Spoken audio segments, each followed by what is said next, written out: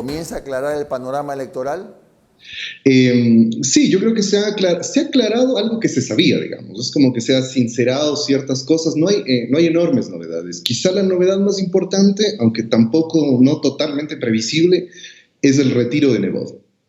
Lo que yo decía es que si uno une las dos decisiones, el retiro de Nebot y la renuncia de Sonnenhosner a una semana, me parece que hablan de una estrategia, o al menos de señales de los sectores de la derecha por la posibilidad de unidad, ¿no? Creo que me da la impresión, un poco más intuitivo lo que digo, de que la derecha puede apostar por llegar a ciertos niveles de unidad. Y eso tiene una razón lógica, ¿no? Porque al final de cuentas, lo que ha ocurrido en estos 3 años es que llegó a tomar el Estado un grupo, un pacto de poder de élites políticas y económicas representadas principalmente por las derechas del país.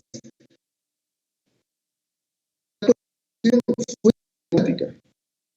Tener el control del gobierno con mucha estabilidad, eso hay que decir, ha sido un pacto muy sólido, con ciertas disputas y rencillas internas, pero ha sido un pacto muy sólido, y han logrado mantenerse en el poder. Y me parece que el elemento clave para entender las estrategias electorales y políticas de aquí hasta 2021 de esas derechas es cómo van a lograr una transición controlada, ¿no? Saben que Moreno ya va de salida, está desgastadísimo, tiene que venir otro, pero me parece que la clave es que ellos buscan una transición controlada, es decir, que ese pacto de poder se mantenga en el control del Estado, ¿no?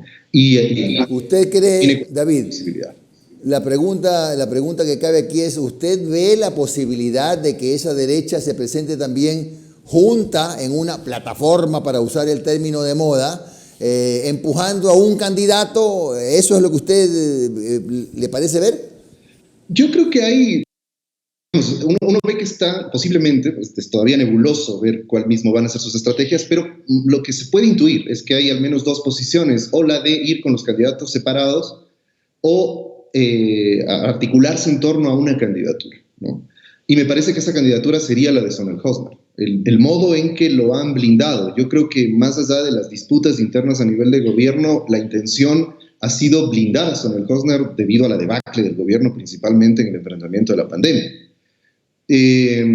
Blindarlo además, digamos, está también el rol del Partido Social Cristiano, que de alguna forma ha sido muy cuidadoso en manejar lo que podía haberlos golpeado de los efectos de la pandemia, sobre todo en Guayaquil. Es decir, se ha tratado de cubrir mucho, pero no olvidemos que los principales responsables fueron el gobierno, con Otto Sonnenhosner al frente, y el Partido Social Cristiano, después de 30 años de estar ahí, no pudo responder frente a la pandemia en el gobierno local. Entonces, quizá, digo más construyendo una hipótesis sobre eso, quizá en lo que pueden estar pensando algunos actores, yo no creo que haya todavía un acuerdo, puede ser en articularse en torno a la figura de Sonnenhosner, con todas las dificultades que tienen. Yo lo que sí subrayaría ahí es que lo que veo a nivel de las derechas es que tienen enormes dificultades para encontrar candidato. Es decir, si es que Sonnenhosner es la apuesta, no es el mejor candidato del mundo, es más una apuesta desesperada, ¿no? Yo no creo mucho que van a aparecer los outsiders, como han dicho muchos colegas analistas. Ahora, David, y en este escenario no oigo que nombre usted a Guillermo Lasso. ¿Qué papel juega en ese acuerdo, si es que lo hay? Yo lo voy a decir retomando un poco la ironía que el pueblo ha generado en torno a Guillermo Lasso. A mí me parece que si Lasso se vuelve a lanzar, se va a consagrar como nuestro Alvarito 2.0 o algo parecido. Es decir, yo no lo veo como un candidato con muchas opciones electorales. Está muy desgastado, ha sido muy poco hábil en manejar. Es curioso, ¿no? Es medio, inclusive dramático para eso. Lasso tuvo un ascenso interesante y su partido tuvo un ascenso interesante en el momento del enfrentamiento con el correísmo, ¿no? Apareció en un partido de derechas de carácter nacional, por ejemplo, no regional, aunque tenía su base en Guayaquil, pero había logrado crear una red nacional.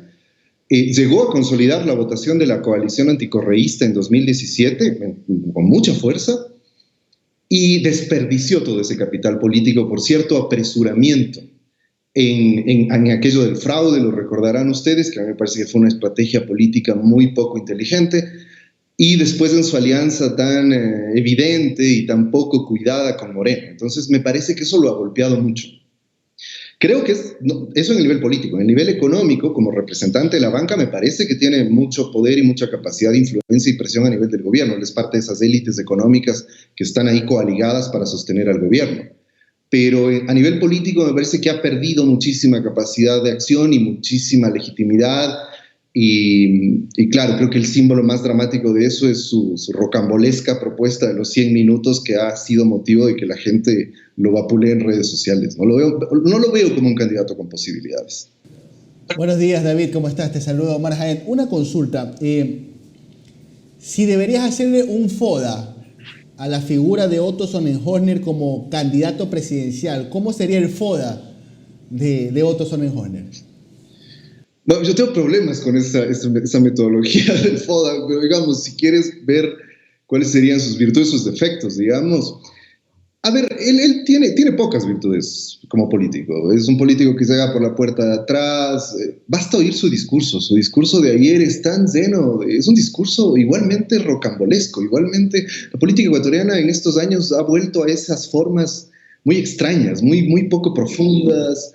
El señor dice: no queremos llegar a ser Venezuela, cuando Ecuador va a ser uno de los países con la economía más destruida después de la crisis que ellos provocaron, y la crisis de la pandemia, por ejemplo, ¿no?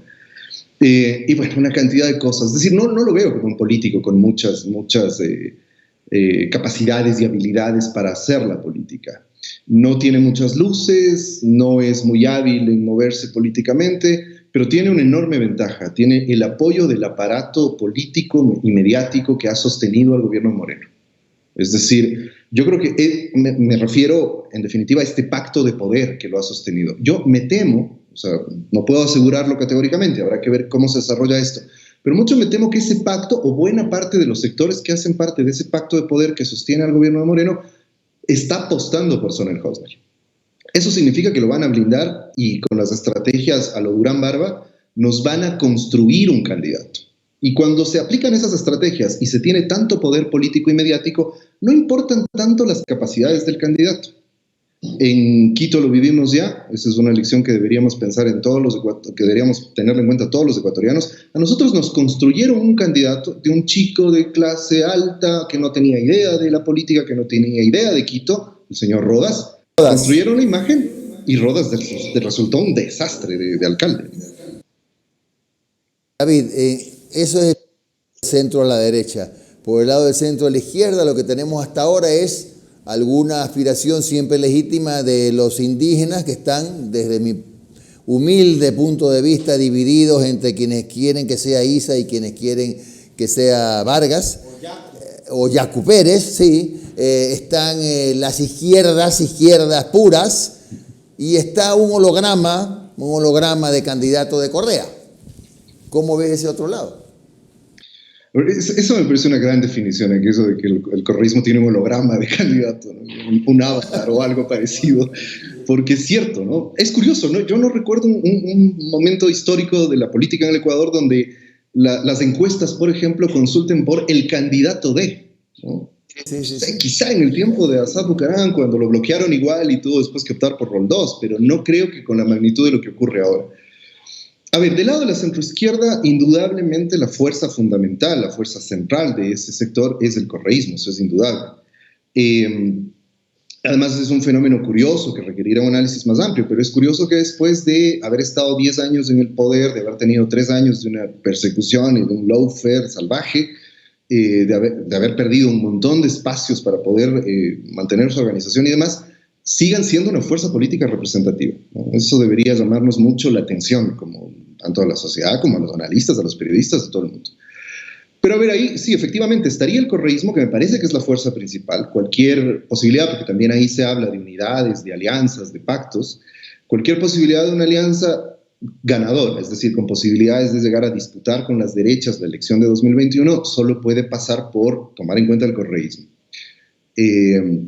Está sin duda el movimiento indígena, pero creo que el movimiento indígena siempre tiene dificultades en trasladar su capacidad de movilización social al plano electoral. Siempre les ha costado. Es decir, y eso ha sido una tradición de los movimientos sociales. En el Ecuador siempre los movimientos sociales tienen mucha capacidad de movilización, pero el momento de traducir eso al campo político les cuesta y no se vuelven una fuerza representativa.